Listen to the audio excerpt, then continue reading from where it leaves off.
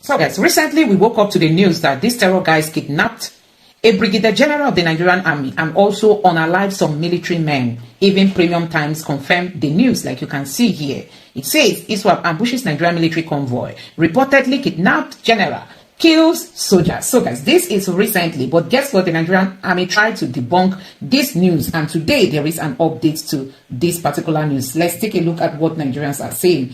This person here said, one of the biggest successes Islamic State had ever had. ISWAP has captured a brigadier general, the commander of the 25th Brigade of the Nigerian Army, after an ambush targeting his patrol and a pursuit IS team conducted for him. The commander seems to have been executed, and now Sowore also reacted to that. See what Sowore said.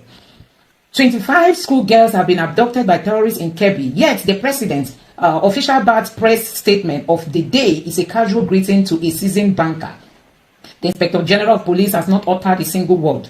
This incompetent and illegally appointed IGP should have been fired long ago, especially after the Yelewata massacre. But this is Nigeria, where failure is rewarded and silence is the default response to national tragedy. Boko Haram/ISWAP has just executed a brigadier general of the Nigerian army, and still the president has said nothing, no reassurance, no outrage, no leadership. He went further to say, a nation where schoolgirls are kidnapped, senior military officers are murdered, and those in power behave as though nothing happened is a failed state. This is Omoyele Sowore speaking, in case you don't know.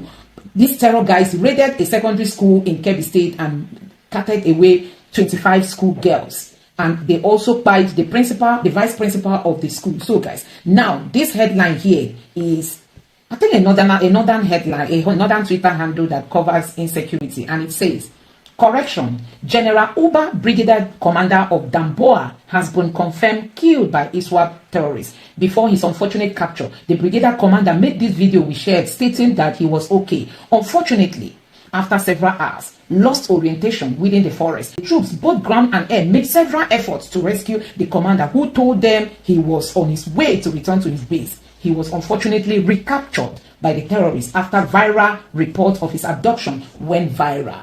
So guys, and the person tagged the defense headquarters Nigeria, defense headquarters Nigerian army. So guys, that means this brigadier general that you are seeing his face here was captured, and now they've executed him. This happened just a few days ago when he was captured, and today Nigerians are waking up to the news that he has been executed. Don't forget that he did not die alone. Other soldiers were also pied, and guess what? The government is silent about it. So guys, you can see that Nigeria is becoming a very terrorized environment, and the United States is accusing the Nigerian government of not acting. U.S. House of Representatives is going to be conducting an open hearing on Thursday as regards to the insecurity happening in Nigeria, and they are saying that it's going to be aired it's going to be a live session for the whole world to see. So they are going to be interrogating so many people. People are going to share their experiences and all that. And also the Pope has also issued warning on the level of insecurity happening in Nigeria. He has condemned it. Like you can see, Pope Leo condemns attack on Christians in Nigeria. Others call for global leaders asking for action on what is happening in Nigeria. Also, U.S. lawmaker faults Tinubu for denying religious persecution, says Nigeria is facing death penalty. Nigerians facing death penalty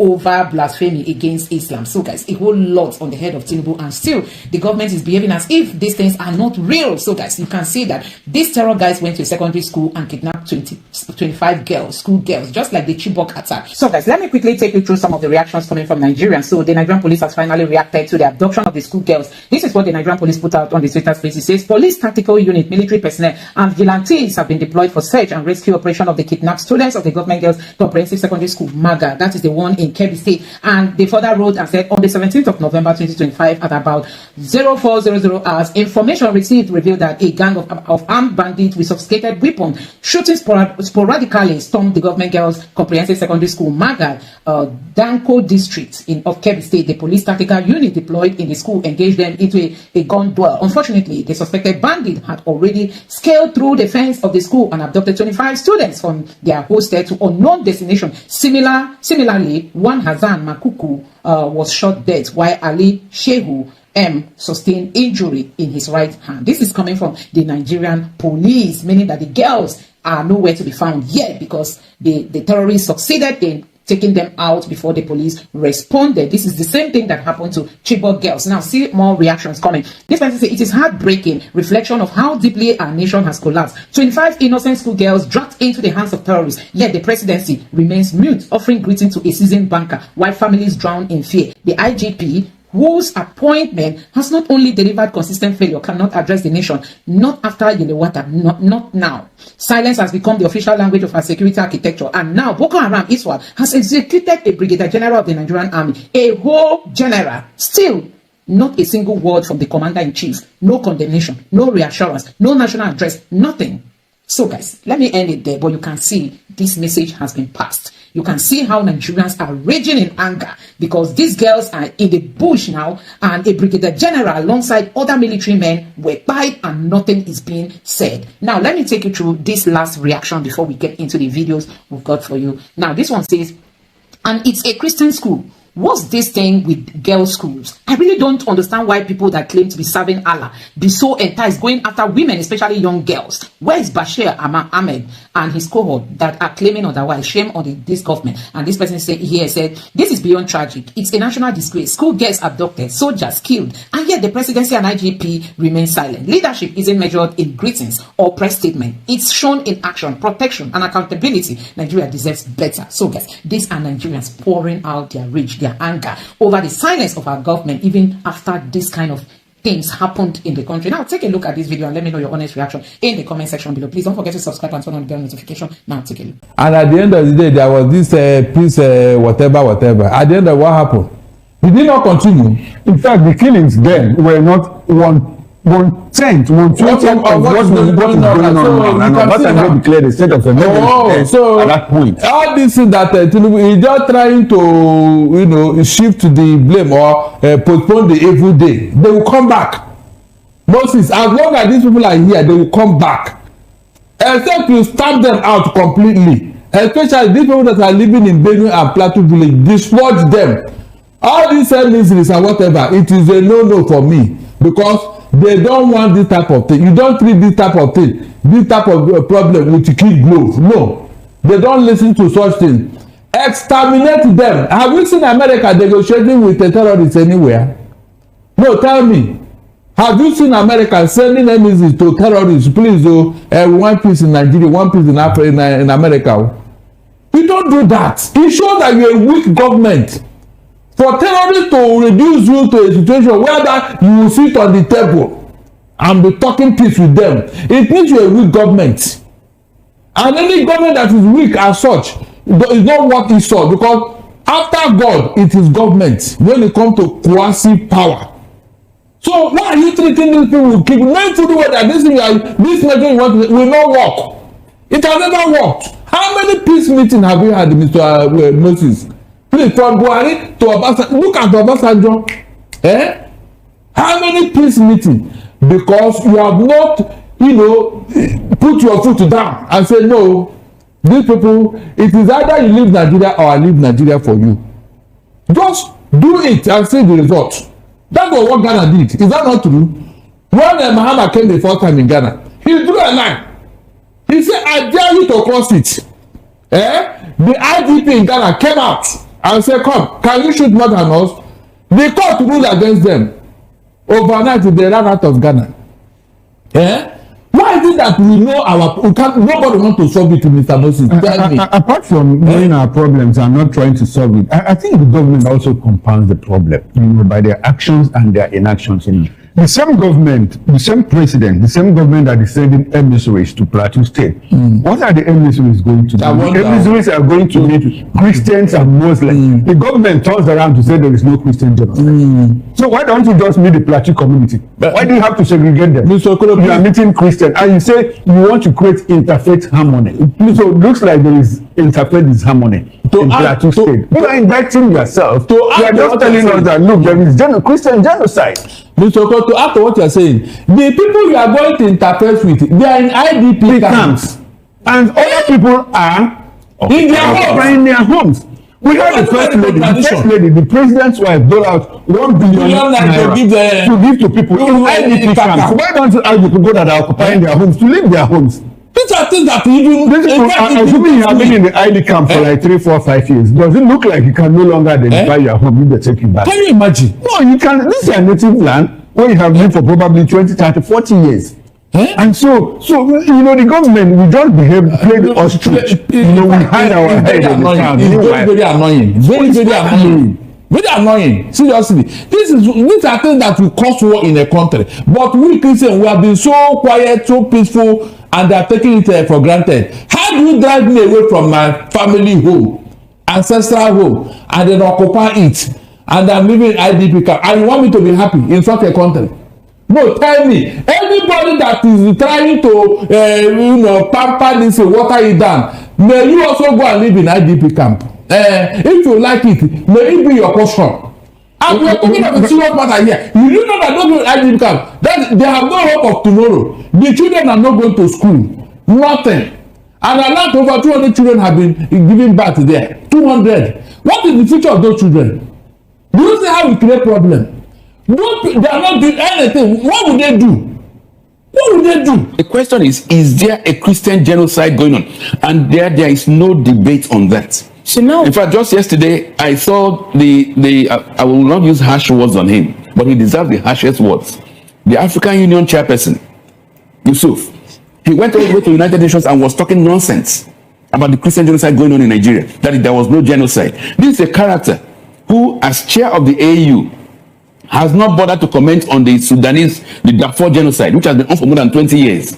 Has not bothered to talk about the issues going on in DRC Congo or in Tanzania, where a woman has just destroyed the opposition and named herself the president. He only talks when he feels his religion is at stake. So that is the kind of debate we're having. But as a reality, there is no debate. There is a Christian genocide going on.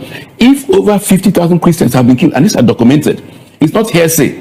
When you hear 19,000 churches, they are known. The locations are known.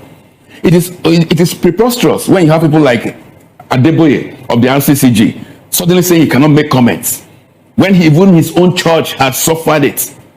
But he was able to make comments when Jonathan was in office and talk about a slight increase in fuel price. Or when you hear the idiocy in Adefara's comments when he says it's only a few people have been killed. Look, we have to call a spade. Because we are free here because your family has not been killed or mine has not been killed. But if they were killed, you wouldn't be here debating genocide or no genocide. But it's very annoying. I was coming to that. Do we see a mix of politics in all of this? Yes. Because there's been this pushback, by the federal government. Yes. So that went to the United States, appeared in Piers Morgan's show and said, look, there is no Christian genocide. Yes. But curiously, we also have Christians in the South here who are vehemently defending that there is no Christian genocide. Yes. Even people whose churches have been affected. Yes. Do we see a mix of politics, ethnic politics in all of these defenses? Is there anyone that you see? During the Holocaust against the Jews in Germany, there were some Israelis, there were some Jews who worked with the Nazis for some kind of pecuniary benefits, to even perpetrate the genocide or the Holocaust that was going on. So when you hear these characters who come out and say there's no genocide, because maybe they want to have some largesse from government or whatever, Kenyamu said because he's a Christian and he was made a minister, then there's no genocide. What kind of crap is that? Or that the president's son distributed 1 million Bibles, so there's no genocide. For goodness sake, there are Bibles in hotel rooms, and we know what goes on in the hotel rooms. So the reality, we don't debate. I've just explained to you rationally what genocide means and what in reality we are experiencing in Nigeria. So with regards to what the foreign minister went to do in New York and his interview with Piers Morgan, it's expected. This is reactionary. The government will try and do all sorts. But we have a president, Bola Tinubu, who never bothered. When 50 are killed, 100 are killed, he travels abroad. His only visit to Yeletawa was when the Pope raised the issue in a homily. That's when Tinubu went. And what did he say when he went there? Try and make peace with your killers. Now that you've said something about this whole permutation having a political backing. What does this portend for Nigerians, especially people that are within these axes where the killings are going on? The people of Katsina State, the other day we learned that a core pastor was kidnapped along with 11 others, 4 were killed. In Benue State, they're still killing. In Plateau, we've not really heard much of the killing at this time, but we know that, you know, something like that is still going on. What does this portend for Nigeria? And moving forward, with the way the tension is already high, Christians are defending themselves. Muslims are saying we are not doing any superiority part, even when we have the constitution more like empowering some people are emboldened them with their action and attitude. What does this portend moving forward for Nigeria? Well, real Nigerians will not look at this political divide, because if you are in Plateau, Nasarawa, Taraba, all those areas, or even part of Enugu State, you are being killed. So you only have to raise your voice, let the world know what's going on, and the world knows. Even the world is aware of these reactionary moves. They know how the Nigerian government operates. They know that money is going around. They know that they're paying lobbyists in millions of dollars to try to launder Nigerian image. But the reality is the reality. People are still being killed till tomorrow. And the Islamists, you see, when government does these things, the world is watching. Because when you go and you massacre an entire village, and that village, you will now pack the people who are remaining, say they're going to be in IDP camps, and their killers are seen taking over their land, and you come out and say there is no genocide. If we decide to be dons in this country, the world is not stupid. Now let's take a peek on the issue going on. You know, you made mention of people being massacred and the people that killed and moving around. And Nigeria decided to embrace the non-kinetic approach to make sure that terrorists would de-radicalize them, rehabilitate them, reintegrate them back into the society. The other day, Katsina State also made a statement on how they are going to bring in free education and medical health care for them. There was also a talk about, further embracing of these people that have killed people before, and they say they are not terrorists in quotes. Now, how do you think this will help to shape the idea and ideology of those whose family members were killed by these men, and then they are still seeing them moving freely, enjoying what them are not enjoying, the free education and free medical health care? Thank you very much. I think Nigeria is, we present ourselves as a joke to the international community. This phrase, non-kinetic, is simply dense. We don't need it. We need actions. We need the outcomes. It's like when the government threw out the issue of palliatives or the issue of IMF conditionalities. Then everybody runs to the streets shouting conditionalities, without even knowing what it means. That is how every soldier now comes out, or every governor says non-kinetic. Ask them, what does it mean? Because what people want to see is the results. And when you have a government that embarks on this senile approach that they call de-radicalization, rehabilitation, and reintegration, come on. The fight against terrorism is not new. It's not novel. You don't reinvent the wheel. It's the same terrorists that Americans are fighting, that those who bombed those who participated in the 9/11 are still detained till tomorrow. But Nigeria is now rehabilitating and reintegrating the terrorists who killed. And what do? When they come back, you house them, you equip them, you give them more money. They look fresher than our soldiers who are sacrificing their lives. And you expect these soldiers to go in and give their all? Or when the government now comes and says, okay, we're going to give you free education, free health services, this leads many of us to believe that these characters in government are in collaboration, or they collude, or they are complicit with genocide. Because you can't tell me that you are giving a killer of your own people, you are giving them free education for what? You are rewarding evil. So those characters in government, whether they are governors or whatsoever, who indulge in this kind of criminal behavior, I believe that at the appropriate time, when there is need to bring all these characters before an international tribunal, you will discover that under the Genocide Convention, these characters qualify as people that should be tried. Now I asked this question earlier to Comrade Ibrahim Momo. Let's get your opinion on this. Yes. Should we have a problem with US coming in to help us take out the extremist jihadists operating, killing people? Now we'll say there is not only Christians that are being killed, Muslims too have been killed. Should we have a problem, with the United States coming in to say we want to help kill out or take out or exterminate this people? Thank you very much. In international law, international affairs, that's what is called the responsibility to protect. Anybody, any country has the responsibility to protect somebody who is weaker, who cannot defend himself. Nigeria itself took part in such an R2P when Nigeria went into Sierra Leone and Liberia. Because no government invited us in Liberia and Sierra Leone. Nigeria went by itself. So the reality is this: if in their good thinking, the United States or any country, having seen that Nigerians are incapable of stopping this Christian genocide, they decide to exercise their rights or their duties under the responsibility to protect and come in, they are most welcome. I mean, if you are somebody who has lost his family in Nasarawa and you are at the verge of losing your life, and somebody says, I'm coming to help you, when your government has severally failed, there's absolutely nothing wrong in any country, whether the US or whoever, coming in willingly to try to help those who are suffering from Christian genocide. I just pray we're able to get the girls back, but it reminds me of Chibok.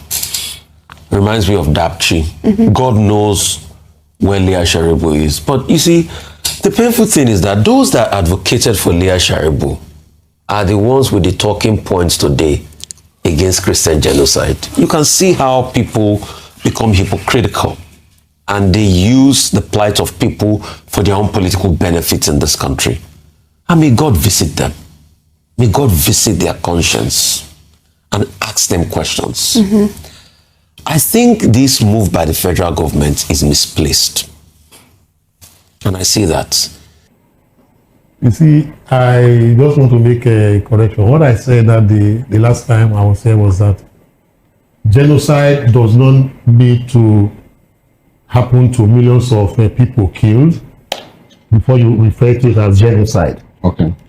I think I cited the Genocide Act, United Nations Genocide Act that says, that was in 1948. Oh, okay. That said, if there's a systemic killing or murder or extermination of a group of persons, either based on ethnic, religious, or political affiliation, by a particular person, is genocide.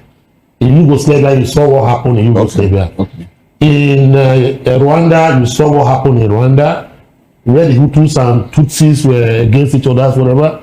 There were those who prepared those kind of, carnage and murder, because based on ethnic affiliations, you just come up. So I describe what is happening in Nigeria today as, genocide to a particular, people. Okay. But whether it is based on religious whatever, or on ethnic, tribal, whatever, that is one question to answer now. Okay. Now look at it. I will quote something from a pastor. I listened to him quite recently, about 2 days ago. He said, help me understand your perspective.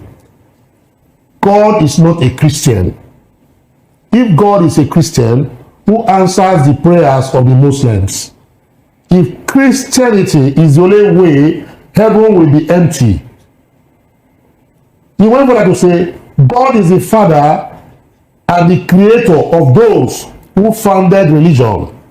God is not religion and does not belong to any religion. That is a pastor I listened to. Okay. He was making this assertion. That drew my attention. And I asked myself, well, this is another visa or perspective to what this particular whatever is. I want to chronicle this, how it happened. Whatever we call Christian genocide or genocide of the minority, tribes in Nigeria today. Let me start with the Constitution first of all.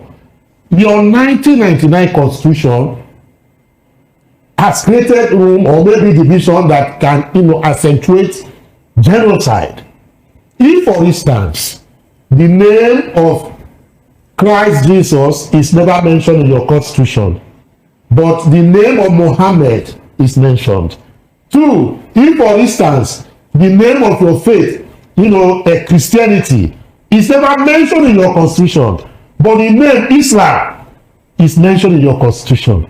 3, if, for instance, you now found out that there is no canon law operating in Nigeria that will say that all Christians or those who are Christians, who take Christianity as their religion, should practice canon law when it suits and fits them. But you have Sharia. I don't think you understand. Sharia is an Islamic code, whether we like it or not. Whether we like it or not, Sharia is an Islamic code.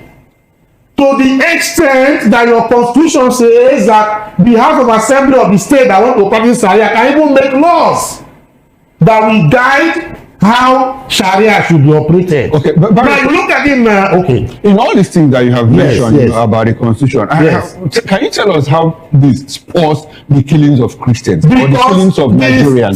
This feeling of entitlement to power, the feeling of entitlement of religious superiority. That is the reason why you see Kano State there's not a group called Hizbah. It's an Islamic police. They implement, enforce, execute Sharia laws that say you cannot drink alcohol in a municipal, a city like Kano State. I am from the south. I'm a Christian. I drink alcohol maybe a bottle or two a day, and I find myself in Kano. But for me to go buy it with my money, I have to go and hide and drink it. Because if I'm found with a bottle of alcohol on the street of Kano, the Hizbah will do what? Arrest me. If I also run a shop, because we don't forbid alcohol from where I come from. My religion does not say don't drink. Take in moderation. And I want to open a place in Kano or Kaduna or Sokoto to run a liquor shop. I have obtained my license. And I want to operate it. The Hizbah will come and close it down and say you cannot do this. Is that not entitlement of religious superiority? Okay, but I understand your point. I would like for us to reduce this discussion, yes, to the point of genocide, killing. That is what I'm saying. So is it this people? Okay, these codes now. Yes, give a certain group of people an entitlement. Energize them. Otherwise, why can Iswa? Why should Boko Haram say they want to Islamize Nigeria? If there's no foundation for them to do that, how can a Muslim get up from the north and say if he wants to Islamize Nigeria, that he will form a group of bandits, terrorists, to come to a nation that is called secular states? I begin to say that he wants to Islamize Nigeria. Islam. That is their mission. Okay. If not because the constitution gives them the vent, zest and zeal for them to operate, they will not have sought. Right. Have you seen Christians, taking up arms to say they want to Christianize Nigeria? These are questions we have to ask ourselves. Let's get the view of someone who practices Islam. Mr. Ibrahim Momo, good morning to you. Welcome to the conversation this morning. Now, do you think the issue of some religion or one religion thinking it is superior to another was or has been propelled by the kind of our constitution or the constitution we practice? Is that the bane of our problem in this country? We don't hear such things of genocidal or anybody trying to take over Saudi Arabia. We don't. I mean, there are a few Christians living there, but we don't hear that. Oh, they're trying to impose themselves. Do you think our problem is this issue is constitutionally driven, and what can be done differently? Okay. Good morning, and thank you very much for having me. The first point I'd like to make has to do with the fact that it appears that there is high level of disinformation, calculated, coordinated, disinformation at play in what you have heard,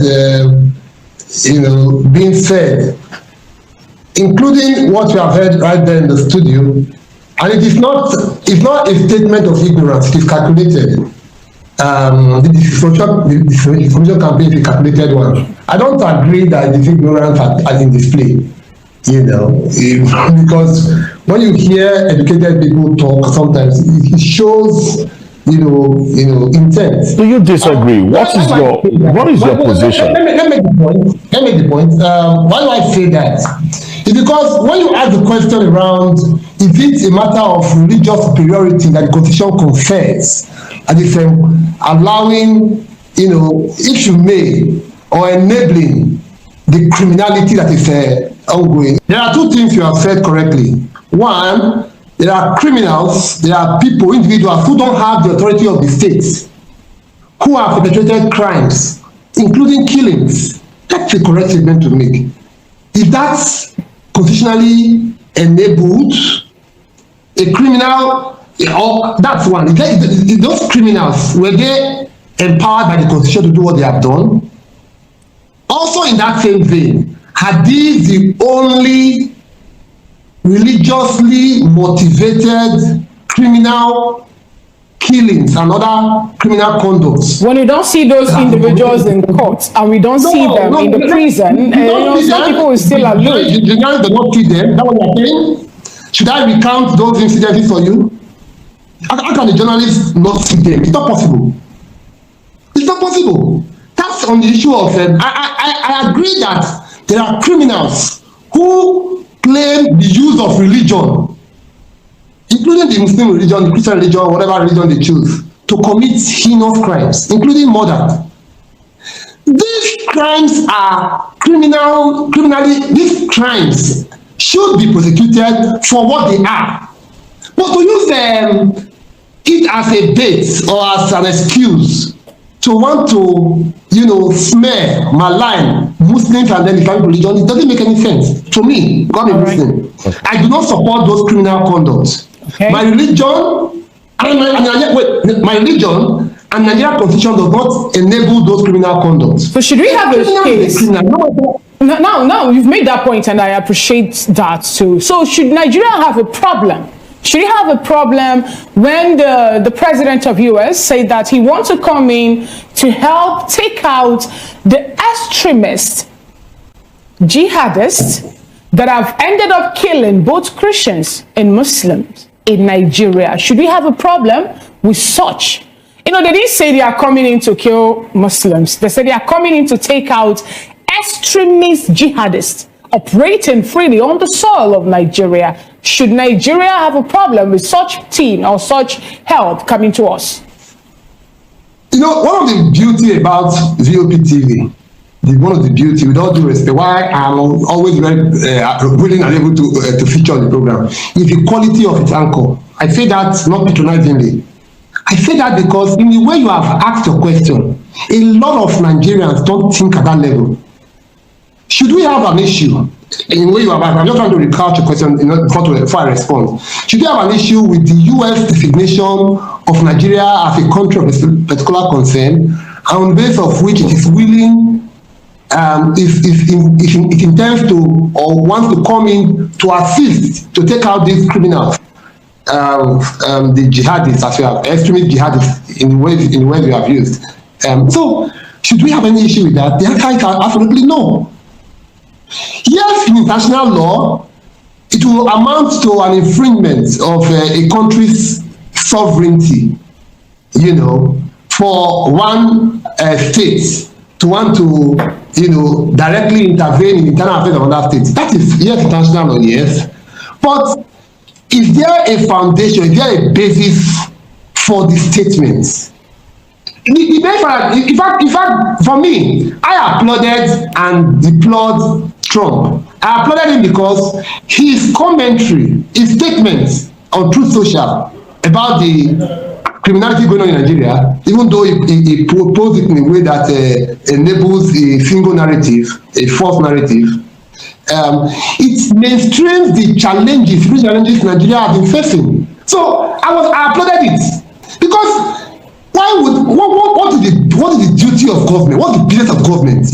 Essentially, it's about the protection of lives and security of life and property of the citizenry.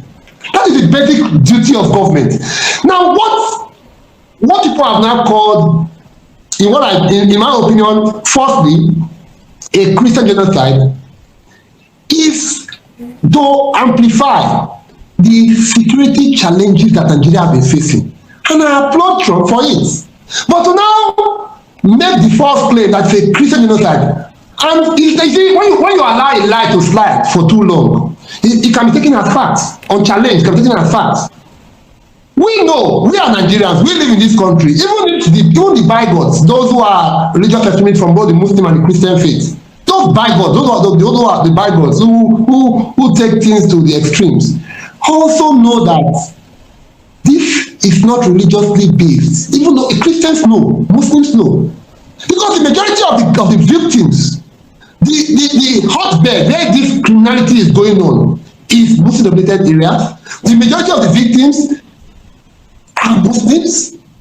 But the religion is, for me, I think the religion is not even the issue. The fact that government stands as scams and people, Nigerians, full-fledged Nigerians, citizens with rights, are being killed on a daily basis, and the government is aloof, is unable to act over the years. It's something that we should deplore. All Nigerians, all men of culture should deplore. What is the purpose of government if you cannot secure the life and property of the people? What is the purpose of government? But now we have a common security challenge, but people are now trying to mine it for some primordial sentimentalism, for some Islamophobic or primordial interest, or even pecuniary. Some of them are doing it for money purpose. It's what I find very disturbing. We have a common challenge. Let's work together to resolve it. Let's call out the government when they fail to protect our party. That is the challenge we are facing, and I think that's how I think we ought to work around it.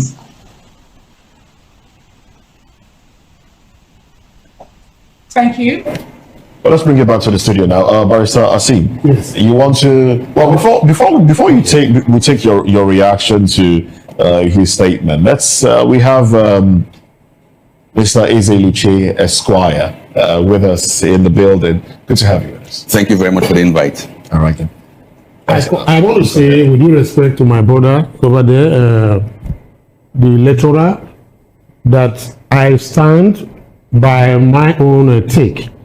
Okay. That the Constitution empowers these incursions that we have. People, whether they are criminals or whatever you call them, just for instance, is well known the reason why you have that. Two is this. Let me draw his attention to a particular issue that happened in Oyo State.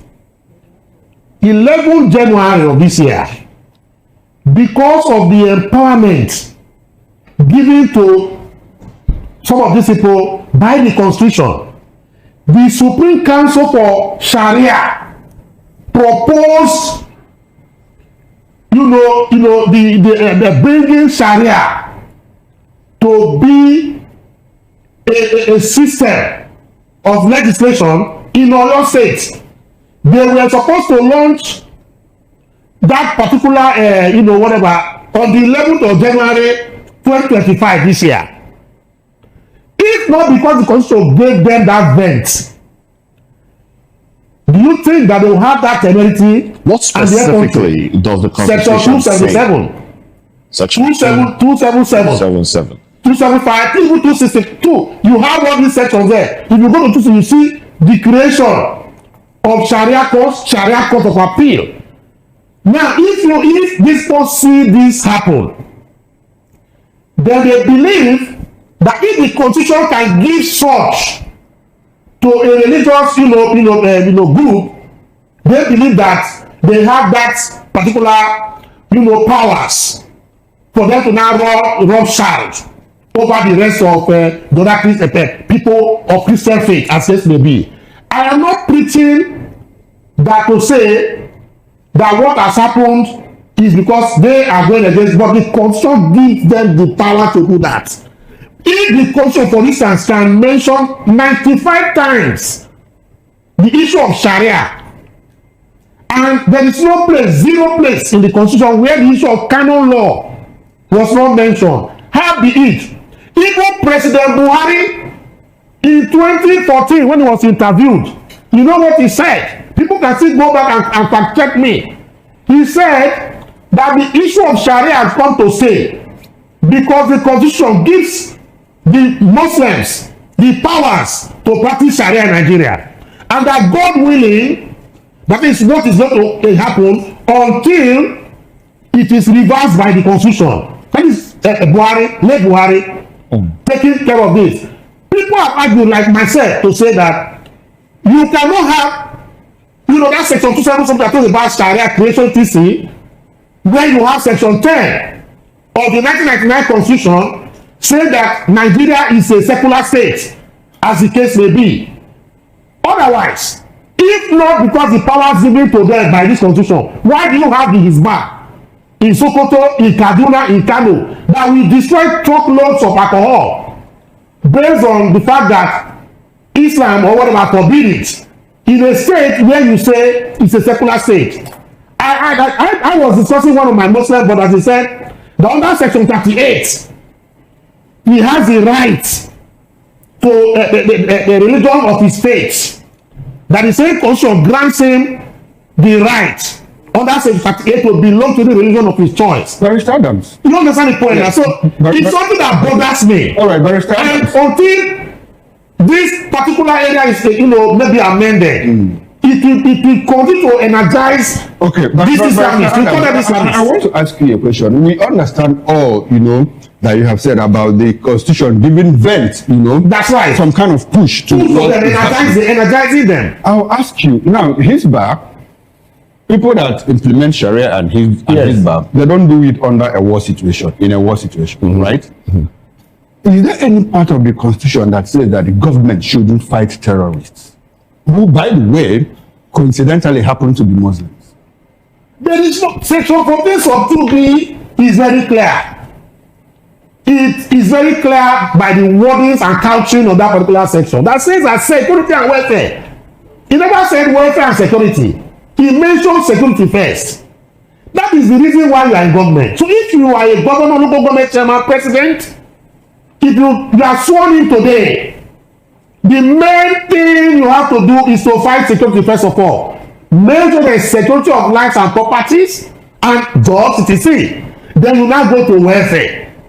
Now, if you abdicate any of the responsibility and you are extravagant, you are delusional, and at the same time you are ambivalent about implementation and execution and providing security for lost Nigerians, then you have no basis to be there. Okay, because it means that you can be impeached based on that particular, definition of I'm trying to find a fine line. I don't know. I'm trying to find a fine line. Nnamdi Kanu now. Free Nnamdi Kanu now. Free Nnamdi Kanu now. Free Nnamdi Kanu now. Free Nnamdi Kanu now. Free Nnamdi Kanu now. Free Nnamdi Kanu now. Free Nnamdi Kanu now. Free Nnamdi Kanu now. Free Nnamdi Kanu.